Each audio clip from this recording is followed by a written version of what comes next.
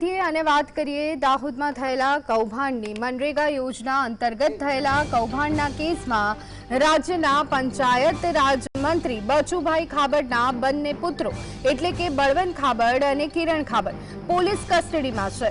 અગાઉ બંનેની ધરપકડ બાદ ચીફ કોર્ટ દ્વારા જામીન મંજૂર કરાયા હતા। જો કે લવારિયા ગામે થયેલા મનરેગા કૌભાંડના મામલે કિરણ ખાબડની ગઈકાલે ફરી એક વખત ધરપકડ કરવામાં આવી હતી।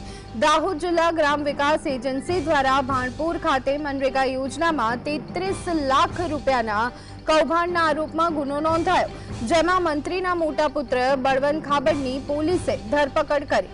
આ સાથે કિરણ ખાબડની 30 મેના રોજ થયેલી ધરપકડ બાદ બંને પુત્રો હાલ પોલીસ કસ્ટડીમાં છે। આ કેસમાં વધુ તપાસ હાથ ધરવામાં આવી રહી છે।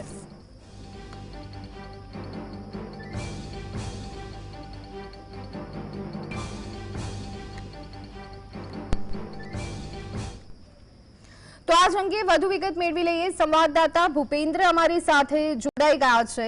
ભૂપેન્દ્ર, દાહોદમાં મનરેગા યોજના અંતર્ગત થયેલા કૌભાંડને લઈ અને દરરોજ નવી અપડેટ સામે આવી રહી છે, શું વિગતો મળી રહી છે?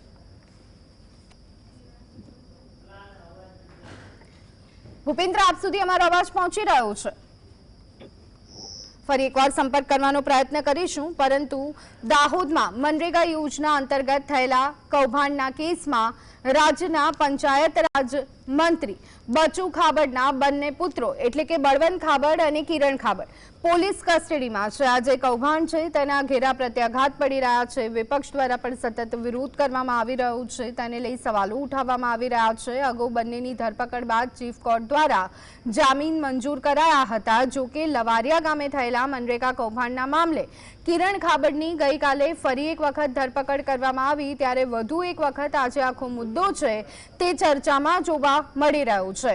દાહોદ જિલ્લા ગ્રામ વિકાસ એજન્સી દ્વારા ભાણપુર ખાતે મનરેગા યોજનામાં 33 લાખ રૂપિયાના કૌભાંડના આરોપમાં ગુનો નોંધાયો છે, જેમાં મંત્રીના મોટા પુત્ર એટલે કે બળવંત ખાબડની પણ પોલીસે ધરપકડ કરી છે। આ સાથે કિરણ ખાબડની 30 મેના રોજ થયેલી ધરપકડ બાદ બંને પુત્રો હાલ પોલીસ કસ્ટડીમાં છે।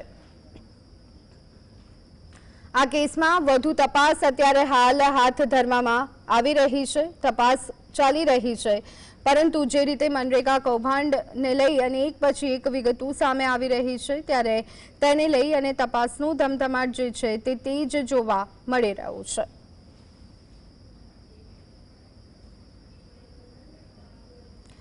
તો દાહોદ મનરેગા કૌભાંડમાં વધુ એક ફરિયાદ નોંધાઈ છે। મંત્રી પુત્ર કિરણ બાદ બળવંતની પર ફરી ધરપકડ કરવામાં આવી છે। ભાણપુરમાં 33 લાખના કૌભાંડનો સીધો આરોપ લાગ્યો છે।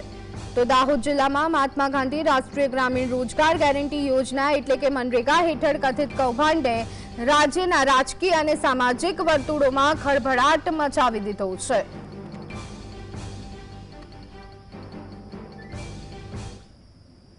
તો આજ અંગે વધુ વિગત મેળવી લઈએ। સંવાદદાતા ભૂપેન્દ્ર અમારી સાથે જોડાઈ ગયા છે। ભૂપેન્દ્ર, દાહોદ મનરેગા કૌભાંડ, આ ઘટનાના ઘેરા પ્રત્યાઘાત, કિરણ ખાબડની ફરી એકવાર ધરપકડ, શું વિગતો સામે આવી રહી છે?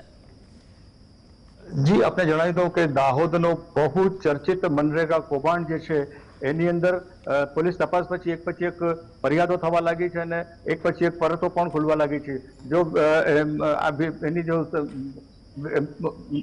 પૂર્ણ માહિતીપૂર્વક વાત કરીએ તો શરૂઆતમાં જે ફરિયાદ થઈ હતી એની અંદર કેટલાક સરકારી અધિકારીઓ અને કર્મચારીઓ સહિત બંને મંત્રી પુત્રોની ધરપકડ કરવામાં આવી હતી।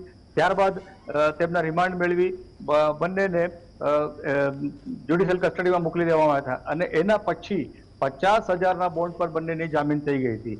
જેલ પરથી બંનેની મુક્તિ થાય એના પહેલા જ બીજી ફરિયાદ પોલીસ દ્વારા લખાવવામાં આવી હતી, જેમાં લવારિયામાં કેટલાક કામોમાં ગેરરીતિ જોવામાં આવી હતી અને કિરણ ખાબડનીમાં સંડોવણી સામે આવી હતી અને કિરણ ખાબડને ફરીથી એમની ધરપકડ કરવામાં આવી હતી, ફરીથી એમને કોર્ટ સમક્ષ રજૂ કરવામાં આવ્યા અને એના બાદ એમની 7 દિવસની પોલીસને હમણાં રિમાન્ડ મેળવી છે। ત્યારબાદ આજ રોજ વાત કરી તો આ જ મામલે ત્રીજી એક ફરિયાદ દાખલ કરવામાં આવી છે, જેની અંદર જે મંત્રીપુત્ર મોટા મંત્રીપુત્ર છે બળવંત ખાબડ એની સંડોવણી સામે આવી છે અને એમાં એમની ધરપકડ કરવામાં આવી છે। જી જી બિલકુલ ભૂપેન્દ્ર, ખાસ કરી અને મનરેગા કૌભાંડને લઈ અને ઘેરા પ્રત્યાઘાત પડી રહ્યા છે અને એક રીતે હવે કહી શકાય કે આ જે મુદ્દો છે એ રાજકીય પણ બનતું જોવા મળી રહ્યું છે, ત્યારે તેને લઈ અને જે નેતાઓ છે, સ્થાનિક કાર્યકર્તાઓ છે, તેમાં શું ચર્ચાઓ જોવા મળી રહી છે?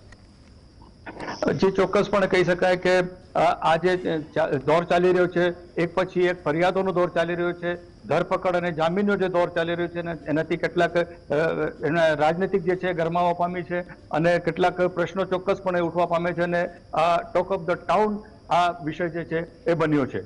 જી આભાર ભૂપેન્દ્ર.